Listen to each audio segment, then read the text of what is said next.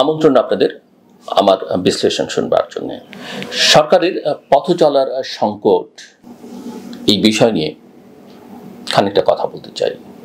9 মাস পেরিয়েছে সেই উত্তাল July August মাসের।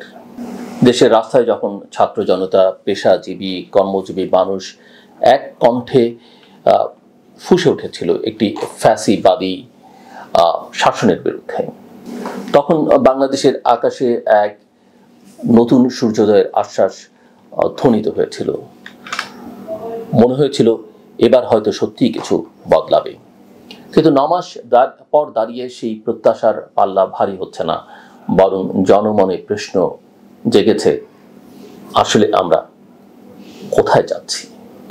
অন্তর্বর্তীকালীন এই সরকারের হাতে এসে পড়েছিল পরিবর্তনের এক ঐতিহাসিক সুযোগ। রাষ্ট্র ও সমাজ কাঠামো ভিত নড়ে উঠেছিল তখন।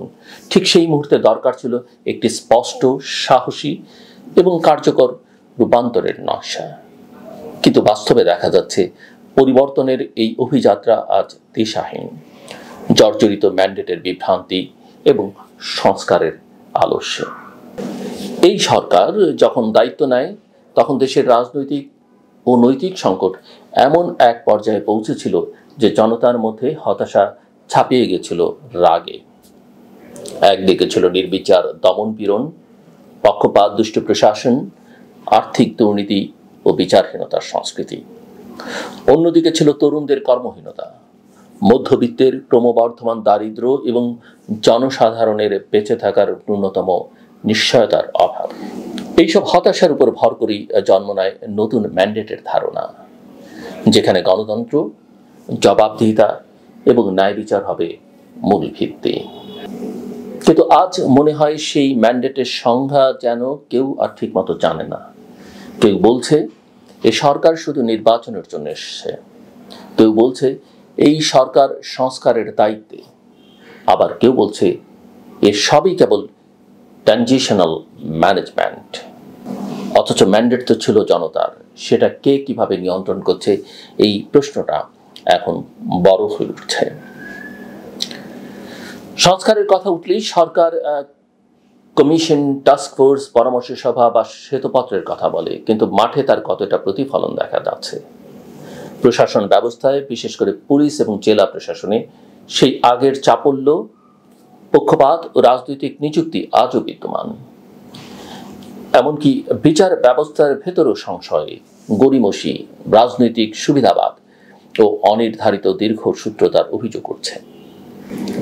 রাজনৈতিক সংস্কারের দিকেও সরকার এখনো দৃঢ়তা দেখাতে পারেনি। প্রধানমন্ত্রী ও সংসদের ক্ষমতা কাঠামোতে ভারসাম্য আনার আলোচনা থাকলেও বাস্তবে সংসদ নেই। রাজনৈতিক দলগুলোর মধ্যে অবিশ্বাসের দেয়ালও ভাঙেনি, আর স্থানীয় সরকার ব্যবস্থার হাতে ক্ষমতা ফিরিয়ে দেওয়ার কোনো অগ্রগতি নেই। বরং সরকার এখনো কেন্দ্রভিত্তিক প্রশাসনের দিকে ঝুঁকে পড়ছে, যেখানে জনগণের অংশগ্রহণ কিংবা স্থানীয় নেতাদের দক্ষতা উন্নয়নের কোনো ছাপ নেই। নির্বাচনের দিকেও একটা অদ্ভুত ধোঁয়াটে নীতি গ্রহণ করা হয়েছে। একদিকে বলা হচ্ছে ডিসেম্বরের মধ্যেই নির্বাচন হবে, আবার বলা হচ্ছে আগে সংস্কার পরে নির্বাচন। অথচ কোনো দিকেই কোনো সুনির্দিষ্ট রোডম্যাপ নেই। রাজনৈতিক দলগুলোর সঙ্গে নিয়মিত সংলাপ নেই, এমনকি সংস্কার নিয়ে একটি জাতীয় ঐক্যের প্ল্যাটফর্ম তৈরির উদ্যোগও কার্যকর হয়নি। এই পরিস্থিতিতে অনেকে প্রশ্ন করছেন এই সরকার আসলে কি করতে চাইছে। নিশ্চয়ই প্রশ্নটা আপনার আছে, আমার তো আছেই। এই প্রশ্ন আরো জোরালো হয়েছে সম্প্রতি মানবিক করিডোর এবং চট্টগ্রাম বন্দর বিদেশি ব্যবস্থাপনায় দেয়া ইস্যুতে। পররাষ্ট্র উপদেষ্টার বক্তব্যে যেমন করিডোর নিয়ে নীতিগত সিদ্ধান্ত নেয়ার ইঙ্গিত দেওয়া হয়েছিল, ঠিক পরদিন নিরাপত্তা উপদেষ্টা বললেন এমন কোনো আলোচনা হয়নি। এরপর আবারও বলা হলো ওটা ছিল স্লিপ অফ টাং। এত গুরুত্বপূর্ণ ইস্যুতে এই ধরনের অসঙ্গতি শুধু বিভ্রান্তি সৃষ্টি করে না, বরং সরকারের অভ্যন্তরীণ সমন্বয়হীনতাকেও নগ্ন করে তোলে।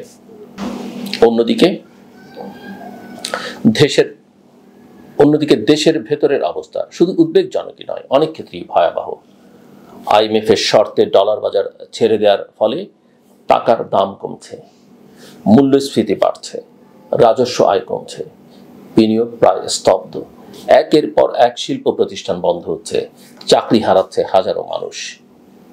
এই বাস্তবতায় সরকারের অর্জন যদি জনমানুষের জীবনে পরিবর্তন আনতে না পারে, তাহলে সেটা কেবল আর্থিক পরিসংখ্যানেই থেকে যায়, বাস্তবতায় নয়। তরুণ সমাজ, যারা এই পরিবর্তনের প্রধান চালিকা শক্তি ছিল, আজ হতাশ। তারা চায় কাজ, নিরাপত্তা এবং ভবিষ্যতের নিশ্চয়তা। কিন্তু সে নিশ্চয়তা কোথায়? শিক্ষিত তরুণরা একটি পক্ষপাতহীন প্রশাসন, কর্মসংস্থানের সুযোগ, মানসম্মত শিক্ষা ব্যবস্থা চেয়েছিল, কিন্তু তারা এখনো সেই পুরনো সমস্যাগুলোর সঙ্গেই লড়াই করছে। অস্বচ্ছ নিয়োগ ব্যবস্থা, দুর্নীতি, শিক্ষা প্রতিষ্ঠানগুলোতে রাজনৈতিক নিয়ন্ত্রণ আর উপযুক্ত কর্মক্ষেত্রের অভাব। নারীরাও এই পরিবর্তনের সঙ্গী ছিল, কিন্তু নারীর কর্মসংস্থান, নিরাপত্তা, স্বাস্থ্যসেবা, এমনকি প্রতিনিধিত্ব সবই এখন অনুত্তর প্রশ্নে পরিণত হয়েছে। পরিবর্তনের শক্তি হিসেবে যে জনগোষ্ঠীগুলো আশার প্রতীক ছিল, তারাই এখন সন্দিহান। অন্তর্বর্তীকালীন সরকারের প্রধান প্রফেসর ডক্টর মোহাম্মদ ইউনূস, যিনি এই সরকারের প্রধান উপদেষ্টা, আন্তর্জাতিকভাবে পরিচিত এবং সম্মানিত একজন ব্যক্তি, তার উপর জাতি অনেক প্রত্যাশা রেখেছিল। কিন্তু সাম্প্রতিক কিছু মন্তব্য ও সিদ্ধান্তে মনে হয়েছে তিনি নিজেই দায়িত্বের ভারে নুব্জ হয়ে পড়েছেন। তিনি বলেছেন, নানামুখী চাপে কাজ করতে পারছি না। কিন্তু প্রশ্ন হলো, তিনি কি করতে চাচ্ছেন? সেটাও কি তিনি স্পষ্ট করে বলতে পারছেন? রাজনীতিতে সবসময় পরিস্থিতি অনুকূল থাকে না, কিন্তু সেখানেই নেতৃত্বের পরীক্ষা। এই সরকার যদি জনগণের আস্থা হারায়, তাহলে তা শুধু একটি সরকারের ব্যর্থতা নয়, একটি সম্ভাবনার অপচয়। বাংলাদেশের ইতিহাসে বহুবার আমরা সম্ভাবনার দ্বার প্রান্তে পৌঁছে আবার ফিরে গেছি। স্বাধীনতার পর, 90-এর গণ আন্দোলনের পর প্রতিবারই বড় পরিবর্তনের আশা নিয়ে গিয়েছি, আবার থেমে গেছি। এবারও যেন সেই পুনরাবৃত্তির আশঙ্কা তৈরি হচ্ছে। এরকম একটা অবস্থার মধ্যে সবচেয়ে জরুরি হলো সরকারকে একটা স্পষ্ট ও গ্রহণযোগ্য রোডম্যাপ প্রকাশ করতে হবে। এই রোডম্যাপে থাকতে হবে সংবিধান সম্মত নিরপেক্ষ নির্বাচনের সময়সীমা, প্রশাসনিক ও রাজনৈতিক সংস্কারের ধাপ ভিত্তিক পরিকল্পনা এবং রাজনৈতিক দলগুলোর সঙ্গে নিয়মিত সংলাপ। শুধু কথার পর কথা নয়, প্রয়োজন বিশ্বাসযোগ্য বাস্তব অগ্রগতি। একটি অন্তর্বর্তী সরকারের একার পক্ষে সবকিছু বদলে ফেলা সম্ভব নয়, এটা ঠিক। কিন্তু সেই বদলের সূচনা, দিক নির্দেশনা ও পরিবেশ সৃষ্টি করবার দায়িত্ব তাদের হাতেই ছিল। এখনো সময় আছে, জনগণ এখনো তাকিয়ে আছে, অপেক্ষায় আছে এই সরকার সেই সাহস দেখাবে কিনা। কারণ মানুষ আর ভুল করতে চায় না। তারা জানে পরিবর্তন রাতারাতি আসে না, কিন্তু তারা দেখতে চায় পরিবর্তনের পথে কেউ হাঁটছে কিনা। এই হাঁটার মধ্যেই নিহিত আছে তাদের আশা। আর সেই আশা যদি বারবার ভেঙে পড়ে, তাহলে ভবিষ্যতে কেউ আর আন্দোলনে নামবে না। তখন হারিয়ে যাবে বিশ্বাস, হারিয়ে যাবে প্রতিরোধের শক্তিও, অন্তত অনেকগুলো বছরের জন্য।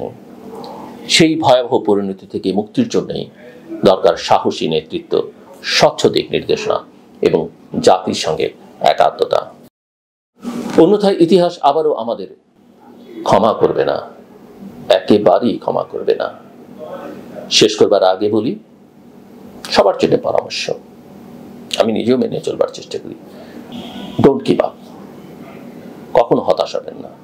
যা আপনি করতে চান, যে স্বপ্ন আপনি দেখেন, সেটা ব্যক্তিগত সম্পর্কের ক্ষেত্রে হোক, সেটা ক্যারিয়ারের ক্ষেত্রে হোক, লেখাপড়ার ক্ষেত্রে হোক, যে কোনো ক্ষেত্রে,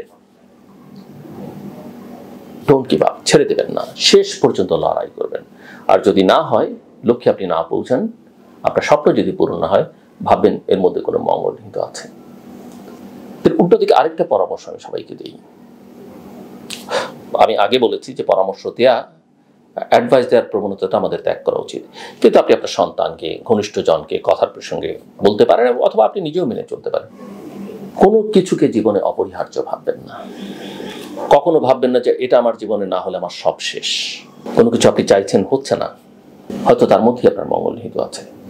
সো কোনো সম্পর্ক, আপনি প্রেম করেন, আপনার ব্যক্তিগত পারিবারিক সম্পর্ক, সামাজিক সম্পর্ক, বন্ধুত্ব, আপনার কোনো কাজ, কোনো পেশা, কোনো ব্যবসা, কোনো কিছুই জীবন আপনি চাইতে পারেন, চেষ্টা করতে পারেন, কিন্তু সেটাই আপনার, এটা যেন নেশার মতো না হয় যে কোনো সম্পর্ক, কোনো কিছু। সো একেবারে আটকেও থাকবেন না, আবার একেবারে ছেড়েও দেবেন না, শেষ চেষ্টা পর্যন্ত করবেন। That's it. আমার কথা শুনবার জন্য আপনাদের অসংখ্য ধন্যবাদ। আপনাদের সবার জন্য শুভকামনা। ভালো থাকবেন সবাই।